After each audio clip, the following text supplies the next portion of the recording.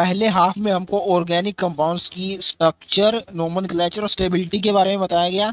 And यहाँ पे उनको प्योरीफाई कैसे करना है और उनके अंदर जो एलिमेंटल कंपोजिशन है उसको कैसे एनालाइज करना है ये बताया जा रहा है। The method use for the purification are based on the nature of the compound and the impurity present. अब अगर इम्प्योरिटी सॉलिड है और ऑर्गेनिक कंपाउंड लिक्विड है तो simple filtration method can separate them and purify the organic compound. लेकिन अगर दोनों let's say liquid है और उनके बॉइलिंग पॉइंट में डिफरेंस है अच्छा खासा, तो डिस्टिलेशन मेथड हम यूज कर सकते हैं। तो मेथड डिपेंड करेगा nature of the compound and impurity पे। ये चीज यहाँ पे सिंपल सिर्फ इतना बताया जा रहा है, जो कि आगे देखेंगे भी इन सारी मेथड्स में। The common technique used are from sublimation to chromatography, इन्हीं को आगे डिटेल में डिस्कस किया गया है। Finally the purity of the compound is ascertained by determining the melting or boiling point, because most of the pure compounds have sharp melting points and boiling point। ये important चीज है कि हमारे पास pure form में available हो गया organic compound, हमने different method से उसको प्योरीफाई कर लिया। अब ये कैसे असरटेन करें, यानी निश्चित करें कि वो प्योर ही है, उसमें और इम्प्योरिटी नहीं है। तो ये उसके मेल्टिंग और बॉइलिंग पॉइंट को मेजर करके पता लगाया जाता है, क्योंकि वो शार्प होते हैं, यानी एक यूनिक पर्टिकुलर वैल्यू होती है मेल्टिंग और बॉइलिंग पॉइंट किसी पर्टिकुलर कंपाउंड के लिए। अब यहाँ पे आपसे क्वेश्चन बन सकता है कि कलर या फिर ऑर्डर क्यों नहीं यूज कर सकते किसी ऑर्गेनिक कंपाउंड को पहचानने के लिए उसकी प्योरिटी को, क्योंकि कलर और ऑर्डर दूसरे कंपाउंड्स के भी सिमिलर हो सकते हैं, क्योंकि चॉइस बहुत कम होती है ना ऑर्डर्स और कलर्स में, इनफाइनाइट नहीं हो सकते वो, लेकिन मेल्टिंग और बॉइलिंग पॉइंट इनफाइनाइट हो सकते हैं और इनकी यूनिक वैल्यूज होती हैं for unique particular organic compound. इसलिए these are better methods and you should keep in mind that MP and BP are the two only things that are used to ascertain the purity। ये question की form में आपसे ऐसे पूछा जा सकता है। Now the first method for the purification of organic compound is sublimation, and जैसा कि नाम बता रहा है ये उन्हीं कंपाउंड्स पे लगेगा जो सब्लिमेबल होंगे, जिनका जिक्र इक्विलिब्रियम चैप्टर में भी किया गया था। वहां पे एग्जांपल्स दिए गए थे, हमने लर्न किए थे कैसे उनको याद रखना है। तो वो ही एग्जांपल यहाँ पे आपसे पूछे जा सकते हैं दोबारा, इसलिए एनसीईआरटी ने रिपीट नहीं किए हैं उनको। On heating some compounds get directly converted from solid to vapor without passing through the liquid state, this is called sublimation। This principle is known as sublimation and used to separate sublimable compounds from non sublimable impurities। तो आप उस compound को heat करेंगे, impurities में क्योंकि Sublime करने की tendency नहीं है तो वो वहीं रह जाएंगी, और जो प्योर कंपाउंड है वो वेपर्स में कन्वर्ट हो जाएगा।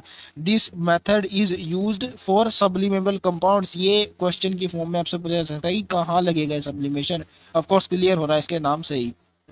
अब यहाँ पे ऐसा कोई जरूरी नहीं है कि ऑर्गेनिक कंपाउंड ही सबलाइमेबल होना चाहिए, इम्प्योरिटीज भी सबलाइमेबल हो सकती हैं।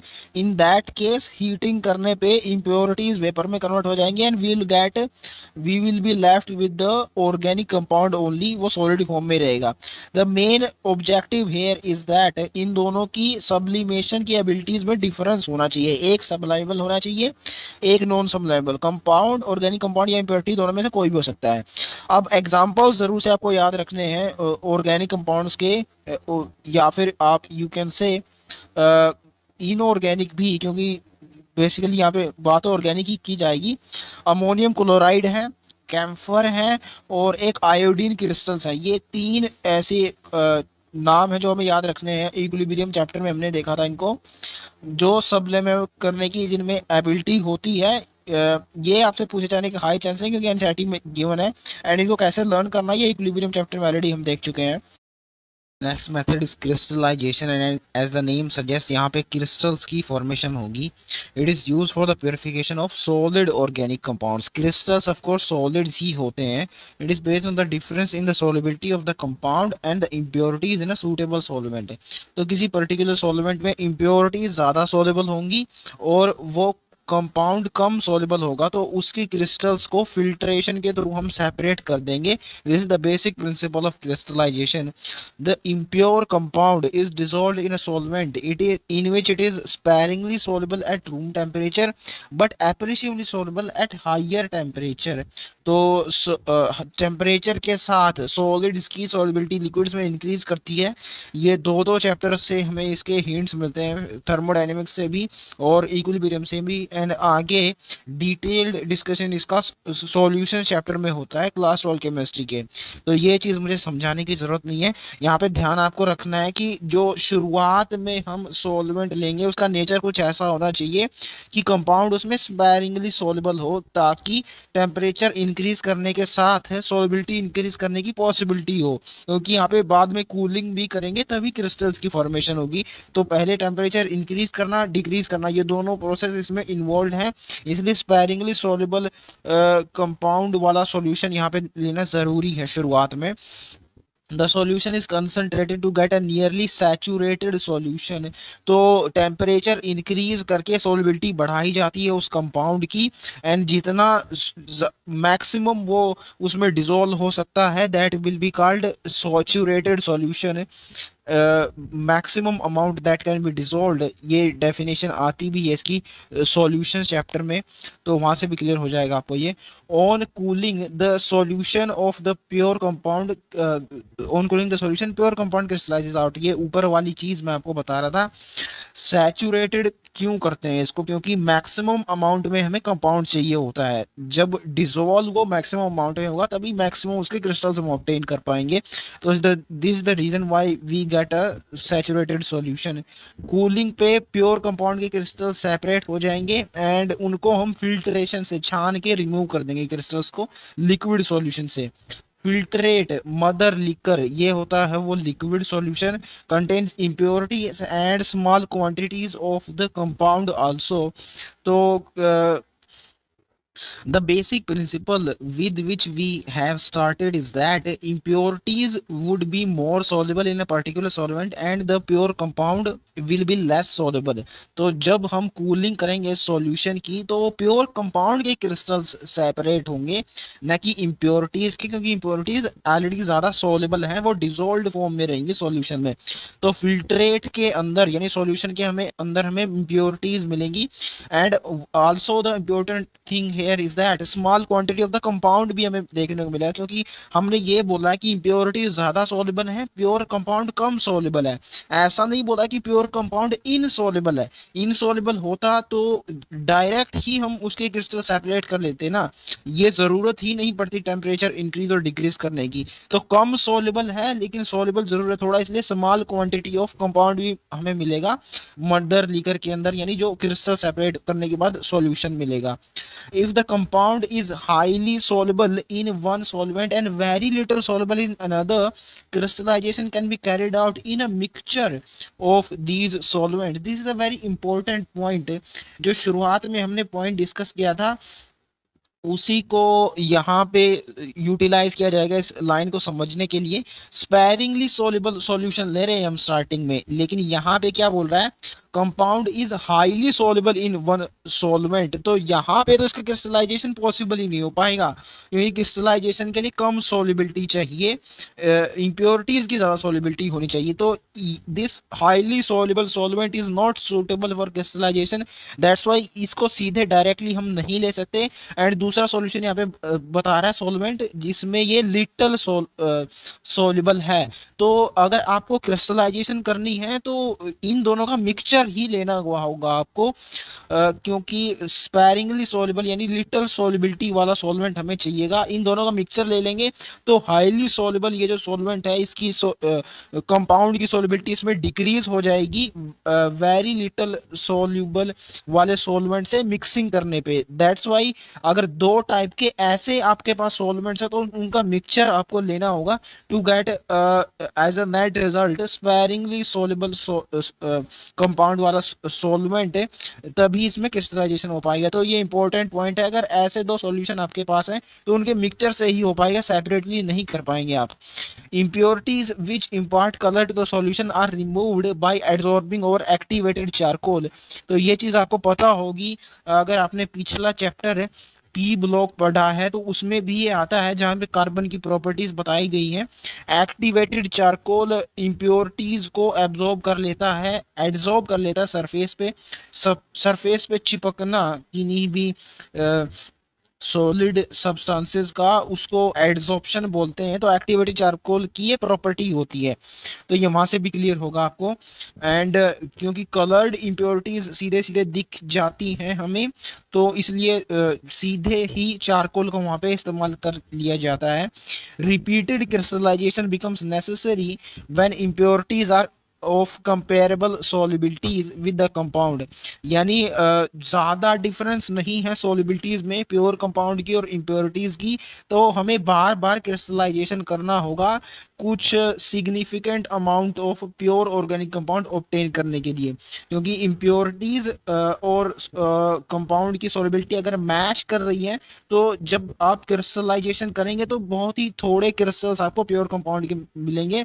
जो ऊपर दिखा रहा था ना, स्मॉल अमाउंट में कंपाउंड भी मिल रहा है सॉल्यूशन के अंदर, वो लार्ज अमाउंट में सॉल्यूशन के अंदर ही रह जाएगा, क्योंकि इन दोनों की सॉल्युबिलिटी कंपेरेबल होंगी उस केस में, इम्प्योरिटीज की भी और कंपाउंड की भी। तो क्रिस्टलाइजेशन के थ्रू हमें थोड़ा सा ही प्योर कंपाउंड मिल पाएगा पहली बार, तो हमें बार बार क्रिस्टलाइजेशन करनी होगी to obtain some significant amount. यही बात यहाँ पे बताई जा रही है, रिपीटेड क्रिस्टलाइजेशन होगा उस केस में।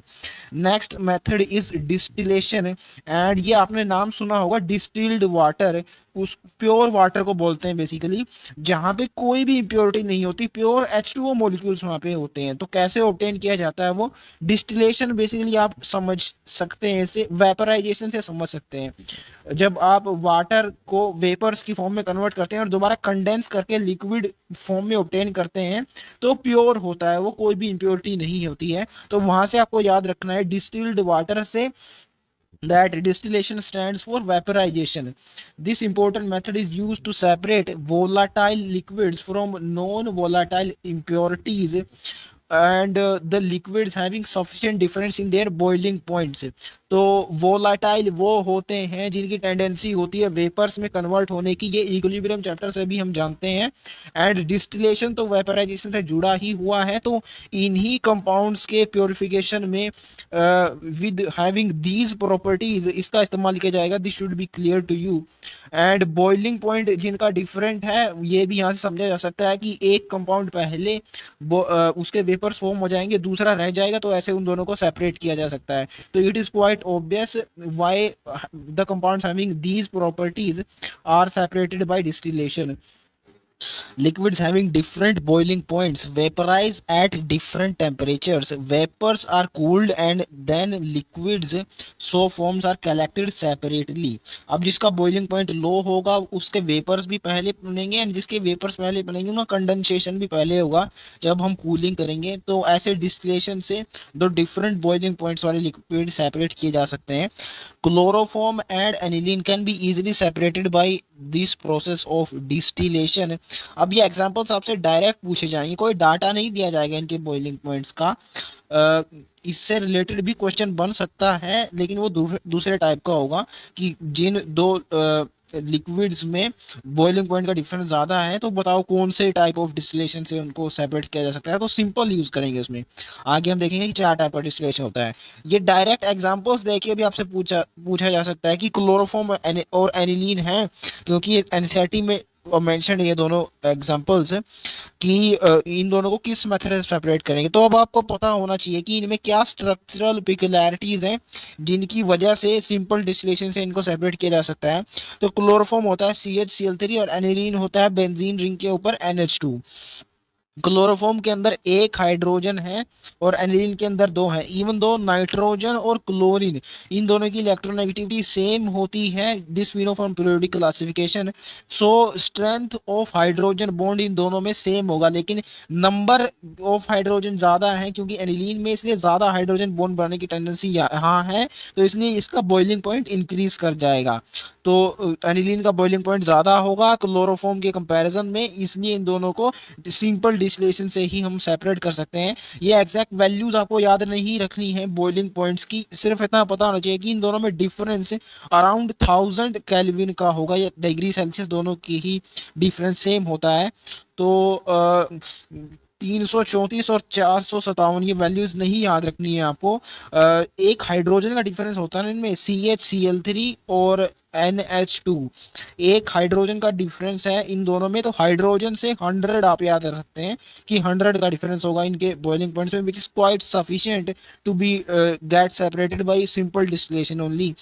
The liquid mixture is taken in a round bottom flask and heated carefully on boiling, vapors of the lower boiling components are formed first, यानी जिसका लो बॉइलिंग पॉइंट होगा उसके पहले वेपर्स बन जाएंगे, this is quite obvious thing. And the vapors are condensed by using a condenser and the liquid is collected in a receiver. The vapors of the higher boiling component form later and liquids can be collected separately. तो जो लो BP वाला liquid है उसके vapours पहले बन जाएंगे, उसका collection पहले हो जाएगा। हायर बॉइलिंग पॉइंट में और ज़्यादा टेम्परेचर चाहिएगा उसके वेपर्स बनाने में, तो उसके वेपर्स बाद में फॉर्म होंगे एंड दोनों को ऐसे सेपरेटली कलेक्ट किया जा सकता है। ये है आपके पास फिगर 12.5 सिंपल डिस्टिलेशन के लिए। यहाँ आपको डिटेल्स में नहीं जाना है इस फिगर की, आपसे अगर इनके फिगर से रिलेटेड क्वेश्चन आया तो सिर्फ इतना आएगा, आपको मैचिंग करवा सकता है डिफरेंट टाइप ऑफ डिस्टिलेशन की उनके फिगर्स के साथ, तो उनमें क्या क्या मेन चीज़ है ये आपको सिर्फ पता होना चाहिए। सिंपल के अलावा आगे fractional distillation, distillation under reduce pressure and steam distillation, total ये 4 टाइप की होती है। सिंपल में कुछ नहीं होता, सिर्फ एक फ्लास्क होता है जिसमें वो इम्प्योर कंपाउंड है, यानी कि दो मिक्सचर है जिनको हमें सेपरेट करना है एंड यहाँ पे उनको कलेक्ट किया कर लिया जाएगा सेपरेटली। तो इसमें कुछ ज़्यादा डिटेल्ड स्ट्रक्चर नहीं है इसकी, सिर्फ सिंपल ही एज द नेम सजेस्ट। इससे आगे होगा फ्रैक्शनल डिस्टिलेशन, जहाँ पे एक फ्रैक्शनेटिंग कॉलम लगा दिया जाएगा इस फ्लास्क के ऊपर। तो अगेन उसके नाम से क्लियर हो रहा है कि उसकी स्ट्रक्चर में क्या पिक्यूलियर होगा। उससे आगे आता है डिस्टिलेशन अंडर रिड्यूस्ड प्रेशर, उसमें एक मैनोमीटर होता है प्रेशर मेजरिंग डिवाइस और एक वैक्यूम पंप होता है जिससे प्रेशर को कंट्रोल किया जाता है। तो अगेन वहाँ से प्रेशर क्लियर हो जाएगा उसकी स्ट्रक्चर से। एंड लास्ट है स्टीम डिस्टिलेशन, जिसके अंदर दो डिफरेंट फ्लास्क आपको देखने को मिलेंगे, एक जिसमें मिक्सचर है, एक दूसरे में वाटर है जिससे स्टीम बनाई जाएंगी। तो स्टीम वाला फ्लास्क उसमें है, तो इससे क्लियर हो जाएगी कि स्टीम डिस्टिलेशन है। तो इनके नाम से इनकी स्ट्रक्चर रिलेट करना बहुत आसान है और डिटेल आप में आपको नहीं जाना है इस इनकी डिस्टिलेशन के प्रोसेस के जो फिगर्स यहाँ पे गिवन है। Next is fractional distillation, if the difference in boiling points of two liquids is not much, simple distillation can not be used to separate them. हमने पीछे देखा कि अराउंड 100 था क्लोरोफियम और एनिलीन के बीच का डिफरेंस, तभी उसको सिंपल से सेपरेट कर पा रहे थे। अगर ये डिफरेंस ज़्यादा नहीं है तो कोई दूसरे मेथड्स हमें यूज़ करने पड़ेंगे सेपरेट करने के लिए डिस्टिलेशन के। Vapours of such liquids formed within the same temperature range and condensed simultaneously, क्योंकि बॉइलिंग पॉइंट में डिफरेंस ज़्यादा नहीं है तो ऑलमोस्ट इकट्ठे उन दोनों के वेपर्स बन जाएंगे, उनको सेपरेट नहीं कर पाएंगे आप। The technique of fractional distillation is used in such cases. In this technique, vapors of the liquid mixture are passed through a fractionating column before condensation. Fractionating column is fitted over the mouth of the round bottom flask. तो यही एक characteristic feature होता है fractional distillation का। ये fractionating column लगा दिया जाता है फ्लास्क के ऊपर जिसमें मिक्सचर पड़ा हुआ है the liquid to be distilled का। एंड ये इसके नाम से क्लियर हो रहा है कि इसको फ्रैक्शनेटिंग कॉलम क्यों बोलते हैं। इसमें बहुत सारे फ्रैक्शंस पाए जाते हैं एक कॉलम के अंदर, यानी एक ट्यूब के अंदर डिफरेंट फ्रैक्शन यानी पार्ट में उसको डिवाइड किया जाता है। ऐसा क्यों होता है ये हम आगे देखने वाले हैं। तो अभी के लिए यहाँ से हमें इतना याद रखना है कि जिनमें कम डिफरेंस है बॉइलिंग पॉइंट का लिक्विड्स में, उनको फ्रैक्शनल डिस्टिलेशन के द्वारा सेपरेट किया जाएगा। सिंपल डिस्टिलेशन वहाँ पे सफाइस नहीं होगा। Vapours of the liquid with higher boiling point condense before the vapours of the liquid with lower boiling point. अब यहाँ पे थोड़ा सा कंफ्यूजन होने लग जाता है एस्पिरेंट्स को यूजुअली, क्योंकि हायर बॉइलिंग पॉइंट जिसका है यानी जिसके वेपर्स बाद में बनेंगे उनका कंडेंसेशन भी तो बाद में होगा। भाई यहाँ पे बिफोर क्यों लिखा गया है, ये कंसेप्चुअली रॉन्ग चीज लगती है देखने पे। एंड लोअर बॉइलिंग पॉइंट यानी जिसका पहला बॉयल हो जाएगा, पहले वेपर्स बन जाएंगे, पहले कंडेंसेशन हो जाएंगे, उससे पहले हायर बॉइलिंग के हो जा रहे हैं। तो यहाँ पे कंफ्यूजन होती है। ये तभी आपको कंफ्यूजन हो सकती है जब आपने इस मेथड को डिटेल में नहीं पढ़ा आगे, क्योंकि ये एक फीचर होता है फ्रैक्शनल डिस्टिलेशन का। हायर बॉइलिंग पॉइंट वाले पहले कंडेंस हो जाते हैं क्योंकि इसका डिज़ाइन ऐसा होता है। ये हम आगे देखने वाले जब एग्जैक्ट प्रोसेस आप पढ़ेंगे। The vapors rising up in the fractionating column becomes richer in more volatile component. More volatile means ज़्यादा vapors बनाने की tendency जिसमें है, तो उसी के vapors तो obviously ज़्यादा amount में पाए जाएंगे in the fractionating column. By the time the vapors reach to the top of the fractionating column, these are rich in more volatile component. यही बात यहाँ पे repeat की गई है। A fractionating column provides many surfaces for heat exchange between ascending vapors and the descending condensed liquid. अब यहीं पे सारा इसका कंसेप्ट लिख दिया गया है जो हमें एक्सप्लेन करता है कि क्यों हाई बॉइलिंग कंपोनेंट पहले कंडेंस हो जाता है as compare to low boiling component. तो दो ये जो असेंडिंग वेपर्स हैं ये हाई बॉइलिंग के हैं, एंड डिसेंडिंग कंडेंस्ड लिक्विड ये लो बॉइलिंग कंपोनेंट का है। होता है क्या है इसमें, जिसका लो बॉइलिंग पॉइंट है ऑफ कोर्स उसके वेपर्स पहले बन जाते हैं तो वो फ्रैक्शनेटिंग कॉलम में ऊपर चढ़ना स्टार्ट करते हैं। एंड जैसे जैसे वो ऊपर जाते हैं उनका टेम्परेचर कम होता जाता है due to this heat exchange. ये डिज़ाइन ऐसा होता है फ्रैक्शनेटिंग कॉलम का। तो टेम्परेचर कम होता जाएगा तो उनके कंडेंसेशन होने की टेंडेंसी बढ़ती जाएगी क्योंकि कूल होते जा रहे हैं वो। एंड जब टेम्परेचर कम होगा तो दोबारा वो नीचे आने की कोशिश होगी उनकी, क्योंकि उनका टेम्परेचर कम हो रहा है, कूल डाउन हो रहा है, कंडेंस हो रहे हैं। अब जैसे वो नीचे आएंगे ये दूसरे हाई बॉइलिंग पॉइंट लिक्विड वाले के वेपर्स बनना स्टार्ट हो जाएंगे, क्योंकि बहुत ज़्यादा डिफरेंस तो है भी नहीं इन दोनों के बॉइलिंग पॉइंट्स में। That's why we are separating them using fractional distillation. तो उसके कंडेंस लिक्विड लो बीपी वाले का नीचे आता है, इसके वेपर्स ऊपर जाते हैं। जब इन दोनों में कांटेक्ट होता है तो जो हीट हाई बॉइलिंग पॉइंट वाले के पास है वो कंडेंस लिक्विड जो लो बीपी का था उससे एक्सचेंज हो जाती है। एंड फिर उसके दोबारा वेपर्स ऊपर चले जाते हैं लो बॉइलिंग पॉइंट के हीट गेन करके, और ये जो हाई बीपी वाले वेपर्स थे ये कंडेंस लिक्विड फॉर्म में कन्वर्ट हो जाते हैं, कूल डाउन हो जाते हैं, और ये नीचे दोबारा उसी डिस्टिलेशन फ्लास्क में आ जाते हैं, उसी टाइम ये कंडेंस हो जाते हैं। तो जो वेपर्स है लो बीपी वाले का वो तो जाएगा, ये देखिए अपैरेटस यहाँ से वो जाएगा और कंडेंसर में से गुजर के फिर जाके डिस्टिल्ड लिक्विड यहाँ पे हमें कंडेंस्ड फॉर्म में मिलेगा। तो इसका तो इतना लंबा प्रोसेस है, इतना लंबे मेथड के थ्रू ये जा रहा है कंडेंसेशन होने में।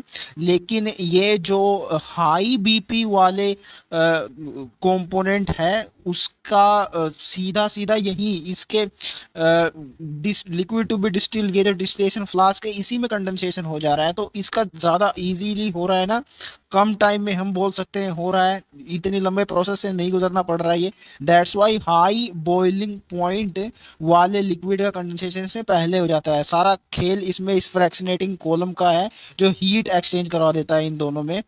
Some of the condensing liquid in the fractionating column obtains heat from the ascending vapours and revaporizes. ये बात हो रही है लो बीपी वाले कंपोनेंट की, जो कि ऊपर से जब नीचे आएगा हीट लूज करने के बाद तो गेन कर लेगा हाई बीपी वाले से हीट एंड दोबारा रीवेपराइज हो जाएगा, ऊपर चला जाएगा। The vapors thus become richer in low boiling component. Vapors of the low boiling component ascend to the top of the column. दोनों चीजें सेम है, वही बात आपको बताई जा रही है कि ऊपर सबसे पहले पहुंचेंगे लो बॉइलिंग कंपोनेंट के vapours. On reaching the top the vapours become pure in low boiling component and pass through the condenser and pure liquid is collected in the receiver. तो इनका कलेक्शन भी डिफरेंट जगह पे होता है, वही जो पर्पस था डिस्टिलेशन के थ्रू सेपरेट करने का कि डिफरेंट टाइम्स पर या फिर डिफरेंट लोकेशंस पर कलेक्ट करना होता है डिफरेंट लिक्विड्स को based on their difference in boiling point. यही डिस्टिलेशन का मेन क्राइटेरिया था सेपरेशन का। तो रिसीवर के अंदर कंडेंसर से गुजर के हमारे पास लो बीपी वाला कंपोनेंट रिसीव होगा, यानी जो ये यहाँ पे दिया हुआ है डिस्टिल्ड लिक्विड इस बीकर के अंदर रिसीवर, इसको नाम दिया गया यहाँ पे। एंड दूसरा जो हाई बीपी वाला कंपोनेंट है वो यही डिस्टिलेशन फ्लास्क में ही कलेक्ट हो जाएगा, क्योंकि इससे आगे वो गया ही नहीं है due to this heat exchange. After a series of successive distillation remaining liquid in the distillation flask gets enriched in the high boiling component. ये उससे आगे गया ही नहीं है, हीट सारी गेन कर ली है लो बीपी वाले कंपोनेंट ने। Each successive condensation and vaporization unit in the fractionating column is called a theoretical plate। अब इसको ऐसे याद रखिए, जो थ्योरी है फ्रैक्शनल डिस्टिलेशन की वो यही एक्सप्लेन करता है, यही पार्ट थ्योरेटिकल प्लेट है। इसलिए ही ऑब्वियसली इसको थ्योरेटिकल प्लेट बोलते हैं, बिकॉज हीट एक्सचेंज का फिनोमेना यही अकर करता है, विच explains a very unique thing in fractional distillation, that is condensation of high bp component first before low bp। so इसलिए इसको theoretical plate बोलते हैं, थ्योरी एक्सप्लेन करता है ये फ्रैक्शनल डिस्टिलेशन की। commercially columns with hundreds of plates are available। this is not a very important point to be remembered, लेकिन अगर आप इसे याद रखना चाहें तो ऐसे रख सकते हैं। जो पीछे हमने सिंपल डिस्टिलेशन पढ़ा था उसमें दो लिक्विड्स के बीच में एटलीस्ट 100 का डिफरेंस होना चाहिए बॉइलिंग पॉइंट का, वैसा यहाँ फ्रैक्शनल डिस्टिलेशन के केस में नहीं होता, बहुत कम डिफरेंस होता है। तो उसको कॉम्पनसेट करने के लिए यहाँ पे इन प्लेट्स का नंबर अराउंड 100 होता है, या आप ऐसे रख सकते हैं दोनों को एक साथ। One of the technological application of fractional distillation is to separate different fractions of crude oil in petroleum industry. जो तेल के कुएं होते हैं, जो जमीन खोद के हम तेल निकालते हैं, उसमें से हमें कच्चा तेल मिलता है वहां पे, रॉ ऑयल, उसको क्रूड ऑयल भी बोलते हैं। तो वो प्योर नहीं होता, बहुत सारे ऑयल्स उसमें मिक्स्ड होते हैं, बहुत सारे हाइड्रोकार्बन्स बेसिकली। तो उनको सेपरेट करने के लिए, डिफरेंट लेयर्स ऑफ ऑयल को सेपरेट करने के लिए we will use fractional distillation. Why? Because वो बहुत सारे ऑयल्स एक जगह प्रेजेंट होते हैं, तो उन सबका नेचर एक होगा, एंड नेचर एक है तो उन की स्ट्रक्चरल सिमिलैरिटी होने की वजह से, यानी सेम टाइप ऑफ हाइड्रोकार्बन्स होने की वजह से उनके बीच का बॉइलिंग पॉइंट का डिफरेंस बहुत कम होगा। एंड एक ही मेथड है जो बहुत कम बॉइलिंग पॉइंट डिफरेंस वाले लिक्विड्स को सेपरेट कर सकता है, that is fractional distillation. That's why crude oil petroleum industry में इसके डिफरेंट लेयर्स, डिफरेंट फ्रैक्शंस को सेपरेट करने के लिए फ्रैक्शनल डिस्टिलेशन ही यूज करेंगे। एंड आगे आपको दो टाइप ऑफ फ्रैक्शनेटिंग कॉलम दिए हुए हैं इसमें। ये जो सिंपल पैक्ड है ये तो डायग्राम में ही गिवन था, ग्लास बीड्स होते हैं इसमें। ये आपसे पूछा जा सकता है कि सिंपल पैक्ड की अरेंजमेंट कैसी है, उसमें ग्लास बीड्स हैं या बबल्स हैं। तो ये क्लियर होना चाहिए आपको, क्योंकि सिंपल वाला ही यही दिया है। सिंपल डिस्टिलेशन के बाद में जो फ्रैक्शनल डिस्टिलेशन है उसमें जो यूज किया जाएगा वो सिंपल वाला ही यूज किया जाएगा, पीछे से रिलेटेड ऐसा आप याद रख सकते हैं इसको। एंड नेक्स्ट इसमें बबल प्लेट वाला भी होता है। ये आप जो थ्योरी में पॉइंट क्यों है कि इसमें थ्योरेटिकल प्लेट होती है, ये each vaporisation and condensation unit, उससे याद रख सकते हैं थ्योरेटिकल प्लेट से बबल प्लेट, कि ये भी टाइप ऑफ कॉलम इसमें पाया जाता है। I don't think so. इससे रिलेटेड और कुछ क्वेश्चन पूछा जा सकता है। Next is distillation under reduced pressure. This is used to purify liquids having very high boiling point and those which decompose at or below their boiling point. तो जिन liquids का बॉइलिंग पॉइंट बहुत high होता है and उनकी chemical structure ही distort हो जाती है, डीकम्पोज हो जाती है, टूट जाती है before even reaching there boiling point, इतना हाई होता है, तो उनके लिए हम डिस्टिलेशन अंडर रिड्यूस्ड प्रेशर का इस्तेमाल करते हैं उन लिक्विड्स को सेपरेट करने के लिए। एंड इसके नाम से ही क्लियर हो रहा है कि इसमें होगा क्या, इसमें एटमॉस्फेरिक प्रेशर रिड्यूस किया जाता है। वी नो बॉइलिंग पॉइंट किसी भी लिक्विड का वो टेम्परेचर होता है जहाँ पे उसके वेपर्स का वेपर प्रेशर एटमॉस्फेरिक प्रेशर के इक्वल हो जाता है। तो अगर हम एटमॉस्फेरिक प्रेशर को ही कम कर दें तो कम हमें हीट अप्लाई करनी पड़ेगी, यानी उसका बॉइलिंग पॉइंट कम हो जाएगा, जहाँ पे उसके वेपर्स का प्रेशर एटमॉस्फेरिक प्रेशर के बराबर हो जाएगा। तो यही प्रिंसिपल यहाँ पे यूज किया जाता है। Such liquids are made to boil at a temperature lower than their normal boiling points. Normal mean standard, बिना किसी अपैरेटस के apply, by reducing the pressure on their surface, यानी एटमॉस्फेरिक प्रेशर को रिड्यूस करके उनके बॉइलिंग पॉइंट को decrease किया जाता है। A liquid boils at a temperature at which vapour pressure is equal to the external pressure और atmospheric pressure. Pressure is reduced with the help of a water pump और vacuum pump. तो pump का of course इस्तेमाल pressure को ही increase decrease करने में किया जाता है, तो it is obvious that it will be used here distillation under reduce pressure में। आगे एग्जाम्पल है जो इंपॉर्टेंट याद रखना आपको इस पर्टिकुलर मेथड के लिए।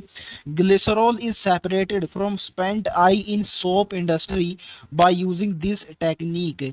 तो केमिस्ट्री इन एवरीडे लाइफ एक चैप्टर है जहाँ पे आप पढ़ेंगे डिफरेंट टाइप्स ऑफ सोप्स, वहाँ पे बताए गए हैं जहाँ पे सोप्स की फॉर्मेशन बताई जाती है। तो वहाँ पे एक शेविंग सोप होता है जिस को बनाने में ग्लिसरॉल का इस्तेमाल किया जाता है। तो सोप से आपको ग्लिसरॉल याद आ जाएगा उस चैप्टर से। एंड यहाँ आपको सोप याद रखना है इस पर्टिकुलर मेथड में जो मेन हाईलाइटेड वर्ड है रिड्यूस्ड प्रेशर। उस reduced starting from R and R के बाद आता है एस, ABCD में एस से सोप आपको याद रखना है। तो सोप इंडस्ट्री आपको ऐसे याद रह जाएगा। सोप इंडस्ट्री से एसोसिएटेड ग्लिसरॉल होता है, ये chemistry in everyday life chapter से आपको याद रहना है। तो ग्लिसरॉल स्पेंट आई से सेपरेट किया जाता है सोप इंडस्ट्री में by using distillation under reduce pressure. ये एग्जांपल आपको ऐसे लर्न करना है। ये स्पेंट आई क्या होती है इसकी डिटेल्स में आपको जाने की जरूरत नहीं है, ये एग्जांपल सिर्फ आपको पता होना चाहिए। ऐसे समझो सोप बनाने के बाद जो वेस्ट लिक्विड बचता है उसको स्पेंट आई बोलते हैं। एंड ये वेस्ट है, लेकिन इसमें जो इंपॉर्टेंट चीज हम निकाल सकते हैं, यूजफुल हो तो निकालनी चाहिए ना, तो ग्लिसरॉल इससे रिमूव किया जाता है जो कि यूजफुल है by using this method। That is all we have to learn from here। Next and last type of distillation is steam distillation। नाम बता रहा है, इसमें वाटर का इस्तेमाल किया जाएगा in form of vapor। This technique is applied to separate substances which are steam volatile, यानी स्टीम के साथ मिलके वो वेपर्स बना सकते हैं, इस टेंडेंसी को बोलते हैं steam volatile. And are immiscible with water, यानी वाटर के साथ उनका मिसिबिलिटी यानी डिजोल्व नहीं होने चाहिए, वो रिएक्ट नहीं करने चाहिए वाटर के साथ, वरना ये मेथड फेल हो जाएगा। बिकॉज अगर वाटर के साथ रिएक्ट कर गए वो ऑर्गेनिक कंपाउंड तो कोई दूसरे कंपाउंड बना लेगा ना वो रिएक्शन करके, एंड प्योर ऑर्गेनिक कंपाउंड बचेगा ही नहीं जो हमें चाहिए इस मेथड के थ्रू। तो इसलिए इमिसिबल होना चाहिए वाटर के साथ। एंड ये दोनों ही कंडीशंस इंपॉर्टेंट हैं इसमें, इन पे ऑलरेडी क्वेश्चन आ चुका है, so you should learn them very carefully. In steam distillation, steam from a steam generator is pass through heated flask containing the liquid to be distilled। The mixture of the steam and the volatile organic compound is condensed and collected। जी हाँ, यहाँ पे mixture ही collect किया जाएगा, क्योंकि इन दोनों के vapours, steam के और वोलेटाइल ऑर्गेनिक कंपाउंड दोनों के एक साथ बनते हैं, तो कंडेंसेशन भी उनका एक साथ होगा। तो हमें मिक्सचर के रिसीवर के अंदर ये दोनों का मिक्सचर मिलेगा, उसको बाद में सेपरेट किया जाता है। The compound is later separated from the water using a separating funnel. तो ये भी एक इंपॉर्टेंट क्वेश्चन है, सेपरेटरी फनल का इस्तेमाल किया जाता है। एक कॉलम के अंदर जब हमारे पास दो लिक्विड्स हैं, उन दो की डिफरेंट लेयर्स बनी हुई हैं, या फिर इन जनरल दो डिफरेंट लिक्विड्स हैं एक कॉलम के अंदर, तो सेपरेशन के लिए सेपरेटरी फनल का इस्तेमाल करेंगे। बेसिकली ये शक करती है एक टाइप ऑफ लिक्विड को, उसको निकाल लिया जाता है शक करके, तो जो कॉलम है या फनल उसमें दूसरा बच जाता है। तो this is the method, and important question ये हो जाता है सेपरेटरी फनल का इस्तेमाल क्या होता है। In steam distillation, liquids boils when some of the vapor pressure due to the organic liquid P1 and due to water P2 becomes equal to the atmospheric pressure, that is P is equals to P1 plus P2। तो इन दोनों का combined vapour pressure steam का और organic compound का जब atmospheric pressure के बराबर हो जाता है, क्योंकि इन दोनों की ही वेपर्स हम साथ में ले रहे हैं, तो इन दोनों का वेपर प्रेशर होना चाहिए, तब जाके ये लिक्विड बॉईल करता है। Since P1 is lower than P, of course P1 is equals to P minus P2, तो उससे तो लोअर ही हुआ। The organic liquid vaporizes at temperature lower than its boiling point. This is a important question from here. उसके boiling point से पहले ही वो vaporise कर जाता है। ये कुछ कुछ सिमिलर लग रहा होगा आपको पीछे डिस्टिलेशन अंडर रिड्यूस्ड प्रेशर में, उसमें प्रेशर लोअर कर दिया जाता है, तो उसके बीपी से पहले ही उसके वेपर्स बन जाते हैं। यहाँ पे मेथड सिर्फ दूसरा यूज कर रहे हैं हम, एंड ऑब्जेक्टिव इसका भी सेम ही है। वहाँ पे डिकम्पोज हो जाता है, एंड यहाँ पे कुछ और रीज़न होगा, लेकिन पहले वेपर्स यहाँ पे भी बन रहे हैं, तो दोनों में सिमिलैरिटी है। स्टीम के और ऑर्गेनिक कंपाउंड ये दोनों के वेपर्स मिला के जब एटमॉस्फेरिक प्रेशर के इक्वल होता है तो वेपर्स बनते हैं। तो ऑफ कोर्स जो ऑर्गेनिक लिक्विड है उसके बीपी से पहले ही वेपर्स बन जाएंगे। This is important point and obvious, you should keep from here. Thus, if one of the substance in the mixture is water, this has to be for this method because it is steam distillation. Steam means water, only water vapors, and the other of water insoluble substance means immiscible with water. Then the mixture will boil close to but below 373 Kelvin, यानी कि 100 degree Celsius के नीचे। Close तो boil करेगा ही, लेकिन उसके नीचे करेगा, ये आपको यहाँ से ध्यान रखना है, क्योंकि वाटर का और उस ऑर्गेनिक कंपाउंड का दोनों का मिला के इक्वल हुआ एटमॉस्फेयर प्रेशर के, न कि सिर्फ वाटर का। सिर्फ वाटर के वेपर प्रेशर जब एटमॉस्फेरिक प्रेशर के बराबर होते हैं तो 100 डिग्री सेल्सियस वो बॉईल करता है, क्योंकि इन दोनों के कॉम्बिनेशन से हो रहा है, इसलिए बिलो द 100 डिग्री सेल्सियस यहाँ पे वेपर्स बनेंगे, बॉइलिंग होगा। ये इंपॉर्टेंट पॉइंट है। इसके भी बॉइलिंग पॉइंट के नीचे lower than boiling point vaporise हो रहा है, और वाटर के साथ भी ऐसा ही होगा, तो दोनों के साथ सेम चीज़ हो रही है। देख भी हमने कंसेप्चुअली कैसे हो रही है, तो इसमें याद रखने में दिक्कत नहीं होनी चाहिए आपको। A mixture of water and the substance is obtained which can be separated using separatory funnel। ये दो बार रिपीट हो चुकी है लाइन, आगे भी एक और बार आएगी, इसलिए बोल रहा हूँ कि this is an important line to be remembered. Separatory funnel का क्या इस्तेमाल होता है? Aniline is separated by this technique from aniline water mixture. यही एक ही एग्जांपल है जो आपको याद रखना है, एंड एक वाटर होना चाहिए स्टीम डिस्टिलेशन यूज करने के लिए, जो कि इनमें है, तो डेफिनेटली स्टीम डिस्टिलेशन से ये मिक्सचर सेपरेट किया जा सकता है। यहाँ पे डायग्राम गिवन है, सारे ही टाइप ऑफ डिस्टिलेशन के डायग्राम कैसे लर्न करने हैं, उनके नामों से उनको कैसे एसोसिएट करना है, ये मैं आपको ऑलरेडी बता चुका हूँ। Next method is differential extraction. When an organic compound is present in an aqueous medium, it is separated by shaking it with organic solvent in which it is more soluble than in water। तो अगर organic compound है aqueous solution में, यानी पानी में organic compound है, और उसका हम mix कर दें किसी organic solvent के साथ, of course like dissolves like, तो organic compound organic solvent के साथ घुलना पसंद करेगा, तो water से निकल के organic solvent में चला जाएगा। This is the basic principle of differential extraction it is based on different solubilities again, जैसे कि क्रिस्टलाइजेशन में होता है, इट इज जस्ट दैट यहाँ पे सॉल्यूशंस में होते हैं सब्सटेंसेस।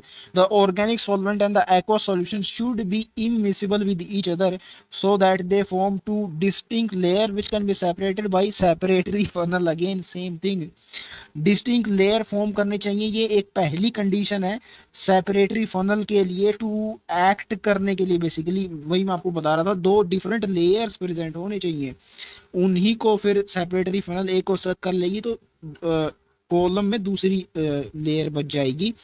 तो ये चीज तो होनी चाहिए, इमिसिबल होना चाहिए। और दूसरा चीज यहाँ से भी ये क्लियर हो रहा है, अगर वाटर ही उस ऑर्गेनिक सॉल्वेंट के साथ मिसिबल होगा तो उनको तो सेपरेट ही नहीं कर सकते हम एक्वस सॉल्यूशन से। दोनों के दोनों, अगर ऑर्गेनिक कंपाउंड भी और वाटर भी ऑर्गेनिक सॉल्वेंट में दोनों ही मिसिबल हो गए तो इनमें तो कोई सेपरेशन का मेथड बचा ही नहीं। तो एक ही ऑब्वियसली उसके साथ घुलना चाहिए, मिसिबल होना चाहिए, जो कि ऑर्गेनिक सॉल्वेंट होता है। एंड लाइक डिजॉल्व्स लाइक, ये हम जानते ही हैं। तो ऑर्गेनिक सॉल्वेंट के साथ ऑर्गेनिक कंपाउंड ही मिसिबल होगा, न कि water as a whole aqueous solution. Organic solvent is later removed by distillation or by evaporation to get back the compound। तो ये ऑर्गेनिक सॉल्वेंट हम लेते ही कुछ ऐसे नेचर का है जिसका बॉइलिंग पॉइंट डिफरेंट हो हमारे जो प्योर कंपाउंड हमें चाहिए उससे, सो दैट बाद में जब ये दोनों का सॉल्यूशन हमारे पास आ गया है, ऑर्गेनिक सॉल्वेंट और ऑर्गेनिक कंपाउंड का, इनको डिस्टिलेशन के थ्रू या फिर इवेपोरेशन यानी वेपर्स बनाने के थ्रू, दोनों का मतलब सेम ही है यार, वेपर्स दोनों में ही बन रहे हैं, इनको सेपरेट किया जा सके। तो ये एक इंपॉर्टेंट चीज़ है जो ध्यान रखी जाती है इस मेथड में। differential extraction is carried out in a separately funnel as shown in the figure। तो ये चीज आप एक ध्यान रख सकते हैं, लास्ट वाला जो डिस्टिलेशन है, स्टीम डिस्टिलेशन, उसके बाद डिफरेंशियल एक्सट्रैक्शन, इन दोनों ही केसेस में ये सेपरेटरी फनल का हमें जिक्र मिलता है, क्योंकि इससे पहले जो तीन टाइप ऑफ डिस्टिलेशन आ गए हैं, सिंपल, फ्रैक्शनल और अंडर रिड्यूस प्रेशर, वो अपने आप ही द मेथड देमसेल्फ हमें दोनों टाइप ऑफ लिक्विड को सेपरेट करके दे रहे हैं। लेकिन स्टीम डिस्टिलेशन में मिक्सचर मिल रहा है एंड में डिस्टिलेशन होने के बाद भी, और यहाँ डिफरेंशियल एक्सट्रैक्शन में भी ऑर्गेनिक सॉल्वेंट का और ऑर्गेनिक कंपाउंड का हमें मिक्सचर मिल रहा है जिसको सेपरेट किया जाएगा सेपरेटरी फनल से ही। तो इन्हीं दोनों मेथड में इसका यूज आता है, तो ऐसे आप इसे याद रख सकते हैं। If the organic compound is less soluble in the organic solvent and a very large quantity of the solvent would be required to extract even a very small quantity of the compound, the technique of continuous extraction is employed in such cases। in this technique same solvent is repeatedly used for extraction of the compound। ये वही चीज़ है जो crystallisation के under हमने पढ़ी थी, वहाँ पे नाम नहीं दिया गया था, तो वहाँ भी आप इसको बोल सकते हैं कंटिन्यूअस क्रिस्टलाइजेशन। जैसे कि यहाँ पे डिफरेंशियल एक्सट्रैक्शन को कंटिन्यूअस एक्सट्रैक्शन बोला गया है। अगर वहाँ पे दोनों की सॉल्युबिलिटी सेम थी, सिमिलर थी, इम्प्योरिटी की और प्योर कंपाउंड की, तब वहाँ पे कंटिन्यूअस क्रिस्टलाइजेशन यूज कर रहे थे। यहाँ पे अगर लेस सॉल्युबल है ऑर्गेनिक सॉल्वेंट में या ऑर्गेनिक कंपाउंड तो घुलेगा ही उसमें कम, तो बाद में उससे हम निकाल भी, एक्सट्रैक्ट भी कम कर पाएंगे, इसलिए एक बार में बहुत थोड़ा निकल पाएगा, इसलिए बार बार करने की ज़रूरत होती है to get significant amount of organic compound from this method. ये वहाँ भी हमने एक्सप्लेन किया था डिटेल में, तो समझ में आई होगा आपको कि सिग्निफिकेंस क्या है इसका। Next method is chromatography. It is extensively used to separate mixtures into components, purify compounds and also test purity of compounds। तो methods of purification के अंडर हम इसको पढ़ते हैं, तो ये सारे objectives या फिर applications तो होने ही चाहिए इसके। The name chromatography is based on the Greek word chroma, जिसका मतलब होता है colour. Since the method was first use for the separation of coloured substances found in plants. तो ये हम जानते हैं प्लांट्स में पाए जाने वाले कलर्ड सब्सटेंसेस होते हैं पिगमेंट्स। जी हाँ, क्लोरोफिल एक आप जानते हैं ग्रीन पिगमेंट जो होता है जिसकी वजह से हरे दिखाई देते हैं, लीव्स में पाया जाता है।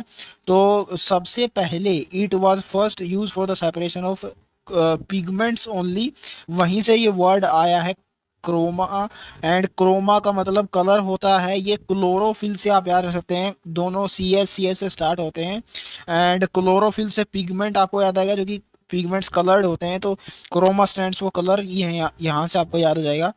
In this technique the mixture of substances is applied on a stationary phase which may be a solid or a liquid. A pure solvent, a mixture of solvents or a gas is allowed to move slowly over the stationary phase.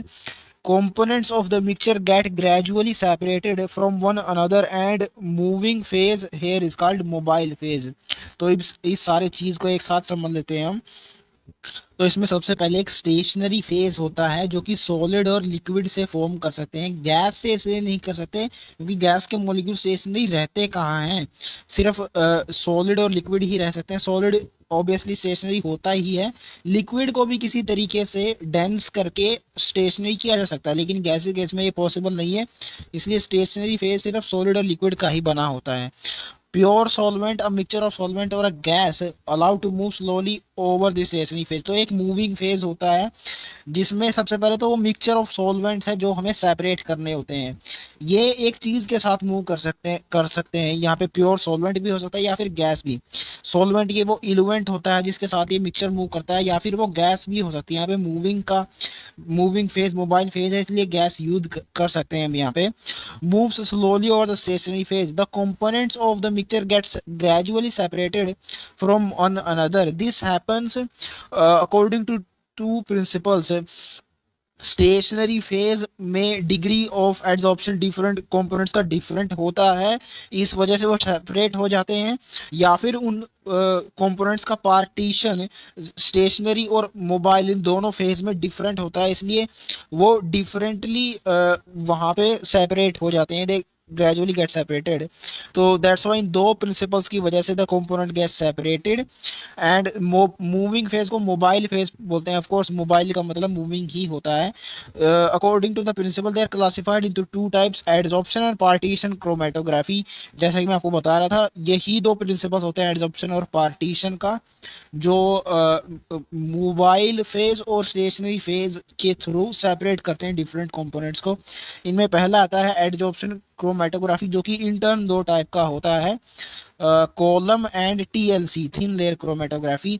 Adsorption chromatography is based on the fact that different compounds are adsorbed on adsorbent to different degrees. तो due to the different compatibility with the adsorbent, यानी जिसके ऊपर adsorb होना है इन compounds को, इनका degree of adsorption different होता है, इसलिए ये सेपरेट हो जाती हैं। ये बेसिक प्रिंसिपल है एड्जॉर्प्शन क्रोमेटोग्राफी का। Commonly use adsorbents are silica gel and alumina. ये चीज आप सरफेस केमिस्ट्री में भी पढ़ेंगे, वहाँ भी एड्जॉर्प्शन को बहुत डिटेल में डिस्कस किया जाता है, तो वहाँ से क्लियर हो जाएगा।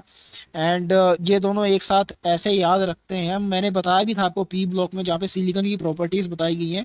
सिलिकॉन और एल्यूमिनियम ये दोनों एक ही साथ आते हैं पीरियोडिक टेबल में, 13 होता है एल्यूमिनियम और सिलिकॉन होता है 14, तो ऐसे भी ये दोनों एक साथ रह जाते हैं याद।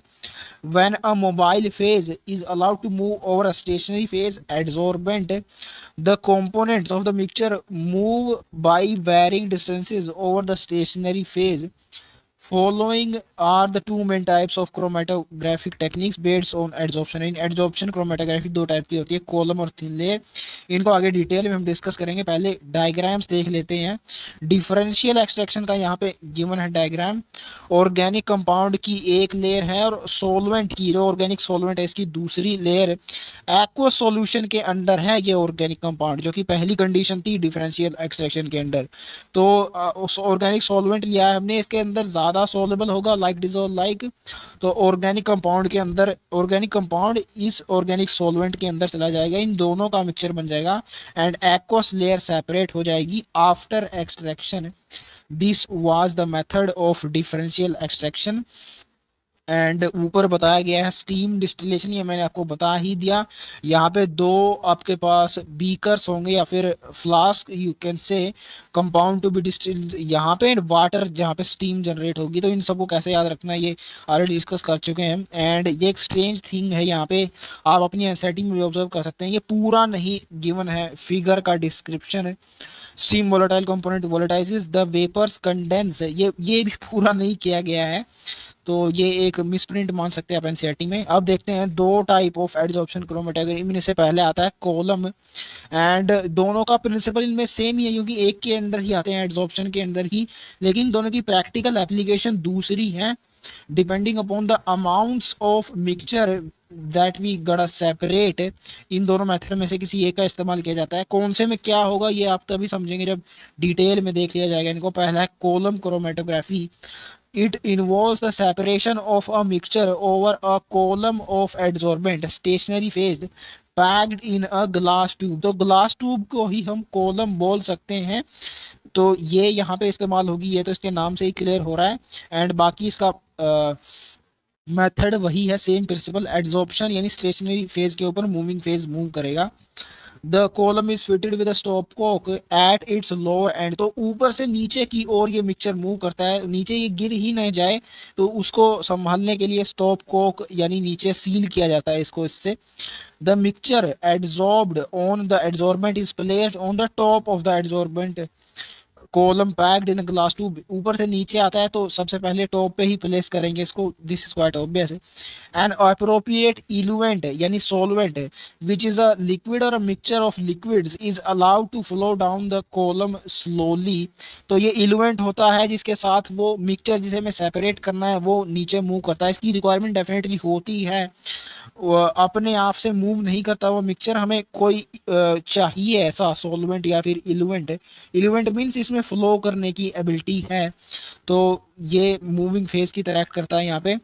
Depending upon the degree to which the compounds are adsorbed, absorbed नहीं है, एड्सॉर्ब्ड है, ये ध्यान रखना में। एड्सॉर्प्शन डिफरेंट फिनोमेना होता है, इसकी डिटेल्स आपको समझ में आ जाएंगी सरफेस केमिस्ट्री चैप्टर पढ़ने के बाद।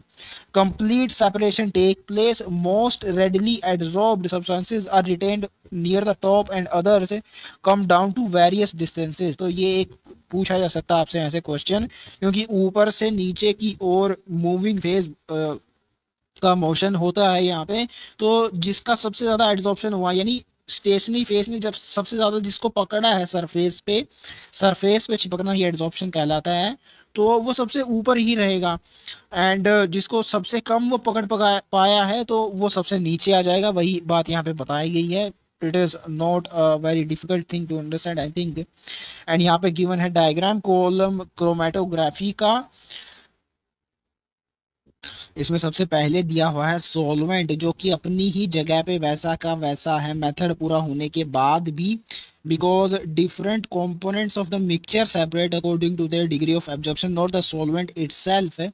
तो ये क्वाइट ऑब्वियस है कि ये अपनी जगह पे रहेगा। नीचे गिवन है तीन कंपोनेंट्स ए बी सी। अब ये डायग्रामेटिकली आपसे क्वेश्चन की फॉर्म में पूछा जा सकता है कि ए सबसे ऊपर है तो इसका एब्जॉर्प्शन सबसे ज्यादा होगा, सी सबसे नीचे आ गया है तो इसका लीस्ट एब्जॉर्प्शन हुआ है। ये टाइप ऑफ क्वेश्चन यहाँ से पॉसिबल है। एंड एक एक्स्ट्रा चीज यहाँ पे गिवन है जो कि थ्योरी में मेंशन नहीं है, ग्लास वूल। एंड इसका भी काम वही है जो स्टॉप कोक का है। बेसिकली इसको अलग से यहाँ पे इसलिए रखा गया है क्योंकि ये जो कॉलम है ये भी ग्लास की बनी हुई है, कांच की। तो कंपैटिबिलिटी का ध्यान रखते हुए ग्लास वूल के कांटेक्ट में आए ये मिक्सचर ऑफ कंपाउंड्स ये अच्छा रहेगा एज कम्पेयर टू मेटल जिसे स्टॉप कॉक बनी हुई है, इसलिए इससे पहले ग्लास वूल रखा जाता है। इसके बाद आता है थिन लेयर क्रोमेटोग्राफी, टीएलसी, जिसकी शॉर्ट फॉर्म है। It involves the separation of substances of a mixture over a thin layer of adsorbent coated on a glass plate। तो जैसा कि नाम से क्लियर होता कॉलम क्रोमेटोग्राफी का, उसमें कॉलम था जिसमें मूविंग फेज मूव करता था और सेपरेशन होती थी according to different degree of adsorption. वैसे यहाँ पे भी एक थीन लेयर होगी ग्लास प्लेट की जिसके ऊपर से मूव किया जाएगा वो मिक्सचर एड्सॉर्बेंट की तरह एक्ट करेगी। यहाँ पे thin L basically coated on glass plate, a thin layer about 0.2 mm thick of an adsorbent silica gel or alumina is spread over the glass plate of suitable size. This is known as thin layer chromatography plate or chroma plate. अब silica या फिर alumina jail की बनी होगी adsorbent, ये तो हम जानते हैं पहले से ही, लेकिन इसकी थिकनेस भी इंपॉर्टेंट है, याद रखना। यहाँ से देखिए TLC है इसकी शॉर्ट फॉर्म, जिसमें 3 अल्फाबेट्स आते हैं। तो 3 से आप 10⁻³ याद रखिए, यानी मिलीमीटर। मिलीमीटर के सिग्निफिकेंट फिगर्स में होती है, अप्रोक्सीमेशन में सिर्फ इतना याद रख लीजिए। एंड ये .2 कैसे याद रखना है हम आगे देखेंगे। The solution of the mixture to be separated is applied as a small spot about 2 centimetre above one end of the TLC plate. ये एग्जैक्ट लोकेशन आपको याद रखनी है कि कितनी ऊपर लगाया जाता है एक एंड से, एंड यहाँ से आप इसकी थिकनेस याद रख पाएंगे। देखिए ये जो थिकनेस है 2 × 10⁻⁴ में जा रही है मीटर के अंदर, एंड ये जो पोजीशन है स्पॉट की 2 × 10⁻² में जा रही है। तो अगेन वो 100 का नंबर आप याद रख सकते हैं, जो कि पीछे हमने सिंपल डिस्टिलेशन और फ्रैक्शनल डिस्टिलेशन में याद रखा था। 100 टाइम्स थिकनेस ये स्पॉट की लोकेशन है। 2 × 10⁻⁴ है थिकनेस, एंड 2 × 10⁻² है उसकी लोकेशन। ये दोनों आप ऐसे याद रख सकते हैं, दो नंबर इन दोनों में आ ही रहा है। तो ये स्मॉल स्पॉट की फॉर्म में मिक्सचर अप्लाई किया जाता है। इससे क्लियर होता है कि इन दो अलग अलग मेथड की जरूरत क्यों पड़ी। इन दोनों का बेसिक प्रिंसिपल सेम ही है। ये दोनों डिफरेंट मेथड एग्जिस्ट इसलिए करते हैं क्योंकि यहाँ पे स्मॉल स्पॉट यानी मिक्सचर जो हमें सेपरेट करना है उसका अमाउंट स्मॉल है हमारे पास। इसके कंपैरिजन में जो कॉलम क्रोमेटोग्राफी होती है उसमें सॉल्यूशन की फॉर्म में अच्छा खासा मिक्सर हमारे पास प्रेजेंट होता है, कॉलम में उसको सेपरेट किया जाता है। तो अमाउंट्स का डिफरेंस है यहाँ पे। अगर आपके पास कम अमाउंट में प्रेजेंट है जो कलर्स आपको सेपरेट करने हैं तो TLC करेंगे। इसकी थिकनेस से भी क्लियर होता है, ये कम थिकनेस वाली प्लेट इसमें यूज की जाती है 2 × 10⁻⁴ की। एंड अगर अमाउंट अगर आपके पास कलर्स जो सेपरेट करने हैं कंपाउंड्स का उनका ज़्यादा है तो कॉलम क्रोमेटोग्राफी यूज करेंगे। ये क्वेश्चन इसमें बन चुका है NCERT एग्जाम्पलर के अंदर, जहाँ पे 2 टाइप्स ऑफ इंक्स आपको सेपरेट करनी है पेपर पे। अब इंक का अमाउंट तो बहुत कम होगा ना उस पेपर पे, तो उस केस में TLC यूज करेंगे, नहीं ना कि कॉलम क्रोमेटोग्राफी। ये दोनों ऑप्शंस में थे वहां पे। The glass plate is then placed in a closed jar containing the eluent. तो मूविंग फेस ऑफ कोर्स यहाँ पे भी होगा, जो बेसिक चीज थी एडसॉर्प्शन के अंदर मूविंग और स्टेशनरी फेज, वो तो दोनों चीजें यहाँ पे होंगी। इवन इन जनरल क्रोमेटोग्राफी के अंदर भी थी वो तो क्लोज्ड जार में ये प्लेट होगी जिसके अंदर इलुएंट भी होगा। As the eluent rises up the plate the component of the mixture move up along with the element due to different distances depending on their degree of adsorption and separation take place। तो वही process है यहाँ भी, लेकिन ऊपर चढ़ रहा है क्रोमेटोग्राफी के कंपैरिजन में यहाँ पे वाटर। ये होता है कैपिलरी एक्शन के कारण, क्योंकि थिकनेस काफी थिन होती है, कम होती है इस प्लेट की। एंड कम थिकनेस वाली ट्यूब्स के अंदर या फिर प्लेट्स के अंदर जब वाटर चढ़ता है उसको कैपिलरी एक्शन बोलते हैं। ये हम देखने भी वाले हैं, जो कि क्लास 11 फिजिक्स का एक चैप्टर है मैकेनिकल प्रॉपर्टीज ऑफ फ्लूइड्स, ये वहाँ पे आता है, तो वहाँ से हमें क्लियर हो जाएगा कैपिलरी एक्शन। तो capillary action is the reason why eluent rises up, ये भी आपसे यहाँ से पूछा जा सकता है। एंड एब्जॉर्प्शन की डिग्री डिफरेंट होती है, उसके हिसाब से ये सेपरेट होते हैं, ये तो हम जानते ही हैं। The relative absorption of each component of the mixture is expressed in terms of retardation factor, RF से इसको डिनोट किया जाता है। एंड इसका फॉर्मूला आपको जरूर से ध्यान होना चाहिए, या तो इस डायरेक्ट पूछा जा सकता है या फिर न्यूमेरिकल क्वेश्चन इसके बेस पे आ सकता है। तो जैसा कि यहाँ पे TLC के फिगर में आपको दिखाया गया है, बेस लाइन वो पॉइंट होता है, वो एंड होता है इस प्लेट का, ग्लास प्लेट का, जहां से 2 सेंटीमीटर ऊपर हम ऑलरेडी रखते हैं उस सैंपल डॉट को, यानी मिक्सचर ऑफ कंपाउंड्स को। अब यहाँ से ऊपर मूव करेगा solvent, and depending upon the degree of adsorption ये जो कंपोनेंट्स हैं इस मिक्सचर के ये भी सेपरेट होंगे। तो सबसे पहले तो सोलवेंट कितना मूव करेगा ये देखा जाता है, the distance move by the solvent, and इसका नाम देखिए रिटार्डेशन फैक्टर है। अब रिटार्ड कौन कर रहा है, उस मिक्सचर को मूव कौन कराना चाहता है, सोलवेंट कराना चाहता है, लेकिन रिटार्ड कौन करेगा, वो substance itself, the mixture of substances. इसलिए रिटार्डेशन फैक्टर में distance move by the substance ऊपर आता है, ऐसे आपको ये बात ध्यान रखनी है, क्योंकि रिटार्ड वो मिक्सचर ऑफ सब्सटेंसेस करते हैं एड्सॉर्प्शन होके, सोलवेंट के डायरेक्शन में नहीं जाना चाहते, तो इसलिए distance move by the solvent ये नीचे आएगा, एंड सब्सटेंस या फिर मिक्सचर्स के अंदर सब्सटेंस कंपोनेंट्स हैं उनके द्वारा मूव किया गया डिस्टेंस ऊपर आएगा रिटार्डेशन फैक्टर में। That's how you remember this formula of RF. And यहाँ पे उन्हीं डिस्टेंसेस को एक्स और वाई से डिनोट किया गया, तो डायग्रामेटिकली भी आपसे पूछा जा सकता है या सिंपल फॉर्मूला की फॉर्म में भी।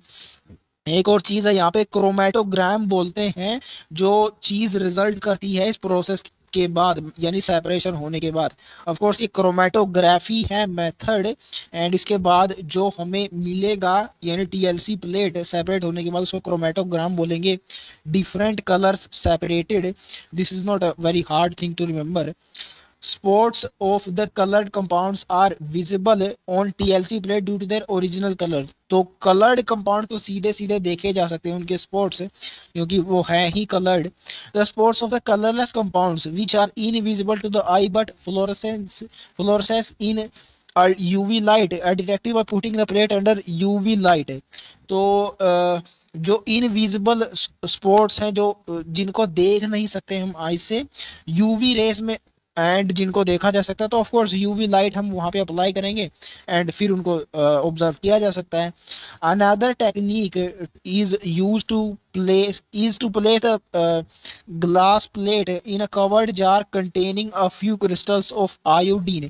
अब ये पर्पस था क्लोज्ड जार में प्लेस करने का इस पूरे टीएलसी प्लेट को, जो कि ऊपर मैंने नहीं बताया था क्योंकि इसी लाइन का मैं वेट कर रहा था। जो मेथड है यहाँ पे कलरलेस सपोर्ट्स को ऑब्जर्व करने का, उसमें one of the method is to use crystals of iodine.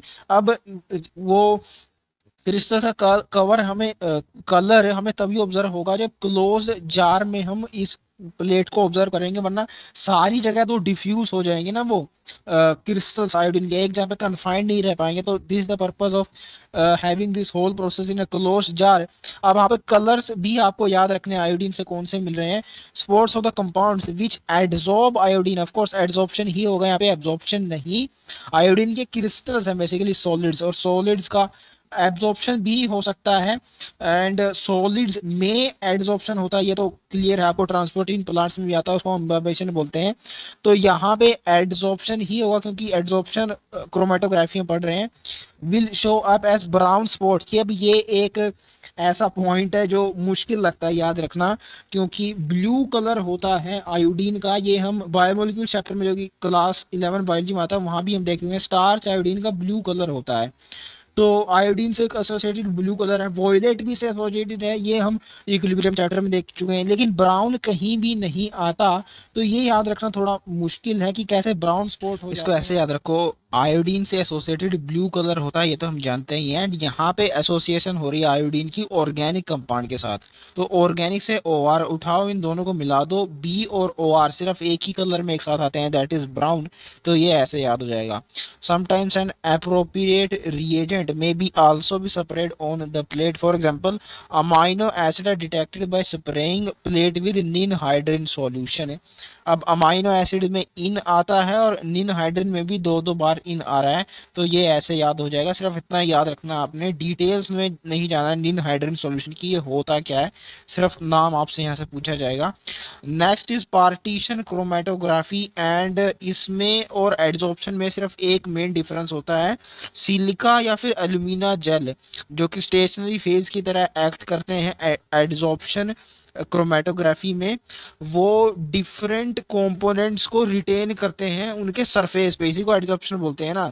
यहाँ पे ये डिफरेंस आ जाता है कि जो स्टेशनरी फेज होता है, जैसे कि हम देखेंगे यहाँ पे वो वाटर होता है, पेपर के इनसाइड वो पाया जाता है। Paper chromatography is one of the example of partition chromatography.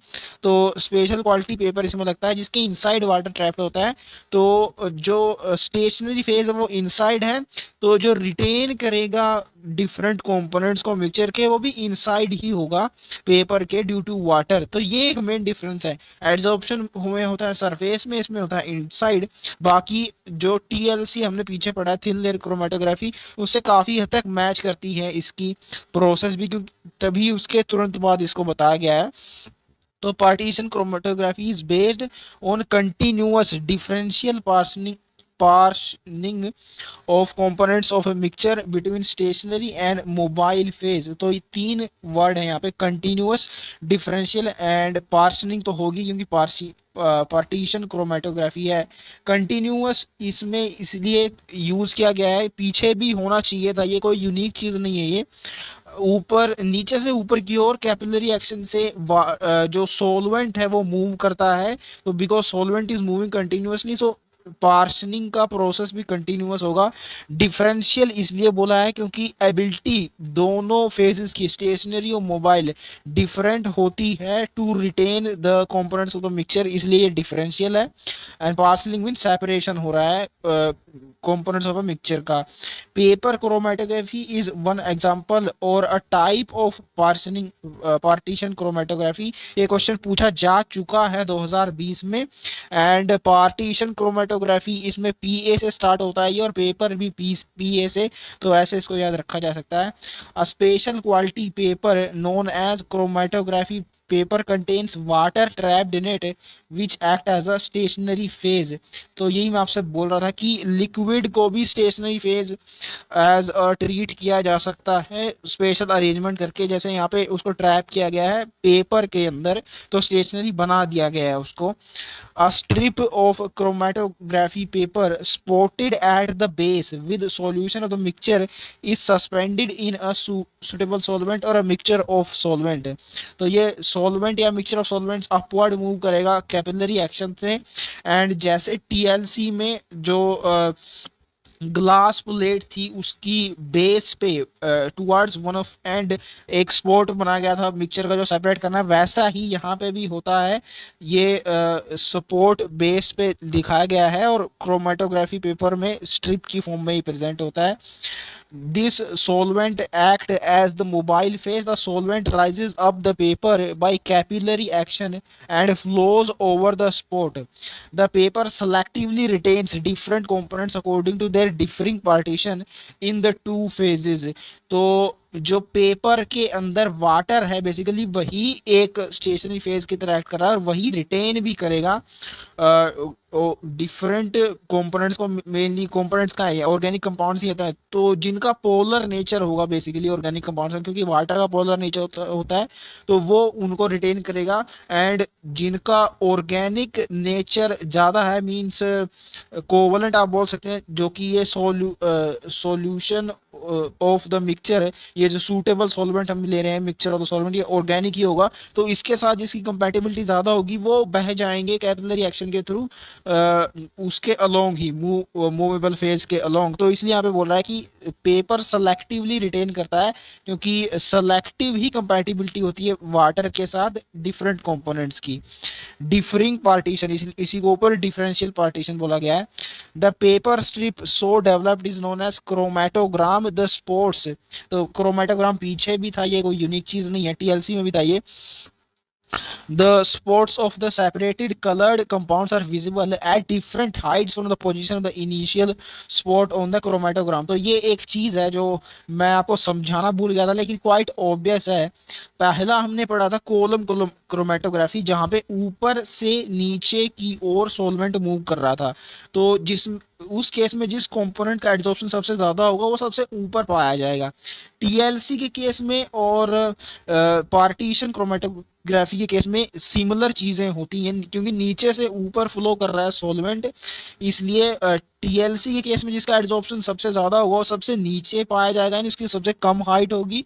और वैसा ही यहाँ पे भी होगा, स्टेशनरी फेज के अंदर पार्टीशन जिसकी सबसे ज़्यादा होगी उसकी हाइट सबसे लोवेस्ट होगी, इसलिए यहाँ पे डिफरेंट हाइट बोला गया है, सेपरेटेड कलर की होती है इन पार्टीशन क्रोमेटोग्राफी। एंड इसकी जो अरेंजमेंट है वो अगेन काफ़ी सिमिलर है टीएलसी से, ये ऐसी वाली अरेंजमेंट थी टीएलसी की। इसके अलावा एक सर्कुलर पेपर की फॉर्म में भी इसको रखा जा सकता है, इट डजेंट मैटर कैसा भी हो सकता है, मेन एक्शन तो इसका सेम ही है टीएलसी के जैसा। Chromatography paper in two different shapes यहाँ पे गिवन है। एंड इसकी वर्किंग कैसी होती है ये पीछे हम ऑलरेडी डिटेल में डिस्कस कर चुके हैं, तो यहाँ उसको दोबारा रिपीट करने की जरूरत नहीं है। The spots of the separated colorless compounds may be observed either under UV light or by use of an appropriate spray reagent as discussed under TLC। तो वही बात है यहाँ पे रिपीट की गई है बस TLC के